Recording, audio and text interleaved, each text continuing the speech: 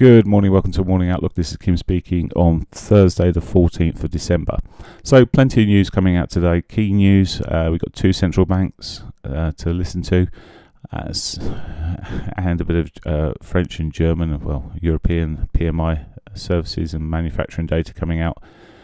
So let's get cracking. So the euro first, and well, yesterday's data and comments from the US ended up in a bit of a bullish pivot swing. We've gone from one swing to another here, and this really sums up the markets pretty well in terms of some of the price action we're seeing. We're selling off at the moment. It triggered the bullish side of this signal. However, we're selling off again from this 4-hourly point of view. It's putting a bit of a bearish pivot swing once again, funny enough. And then coming down to the hourlies, well, we've got the daily pivot below, which could well and truly be another target. It's heading in that direction.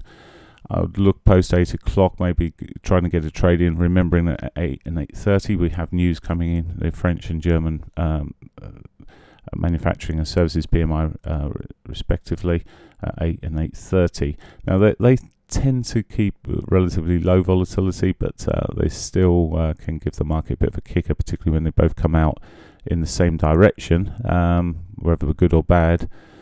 They can give a bit of a kicker there, but for now it's as I say, heading south.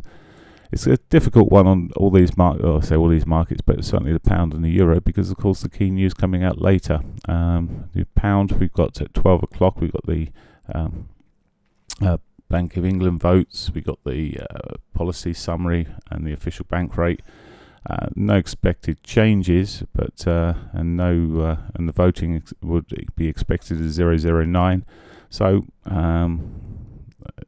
everything would be expected the same there. So well, what we're looking at the moment then, bullish pivot swing there as well. On the again, we went from a bearish one that had triggered the day before, pushed into a bullish one, and as I said, summarising the markets pretty perfectly. Quite choppy.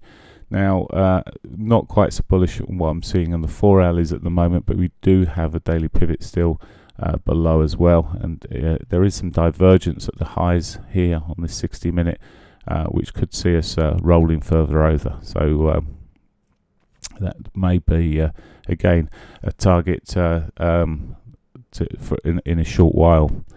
Okay, dollar yen. Dollar yen, there's a pivot swing sitting there again. It's always a pivot swings everywhere. Pushing back up at the moment again.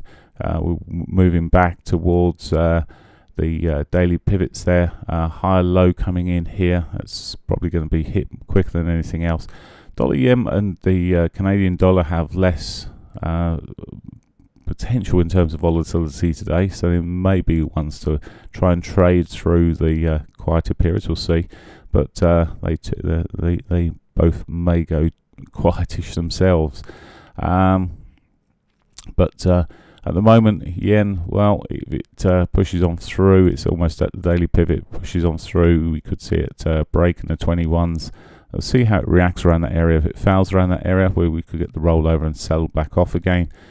If it breaks through that area, well, we could be pushing up towards the 200, the 34, etc. So may give us more upside on the yen.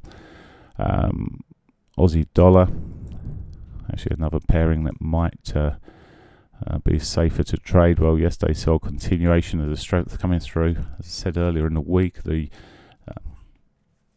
retail and the COT report were both showing sort of bullish numbers here, and probably overly bullish, but there we are. But it's still pushing up at the moment. There's little respite on this at the moment. The daily pivot, the monthly pivot, both sit there below. They obviously monthly being hit, but may find us selling off towards the 21 at some point, some retracement.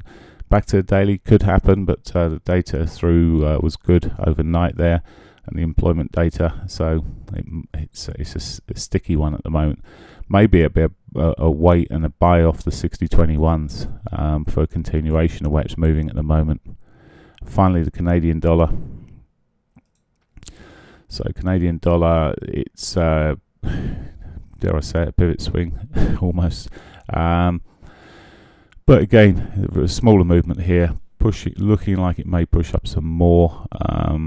Again, it's already through its daily pivot. It's certainly softer than the other markets there through the 21.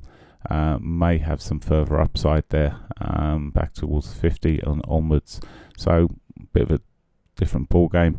No news about, I mean, none of them have got any news coming out like these last three markets today of any significance now. So beg your pardon, you've got Bank of Canada governor speaking later on in the day. They're due to deliver a speech entitled 3 Things Keeping Me Awake at Night. Yeah, okay, let's forget that. Right, that's it for today. Have a great one. Bye for now.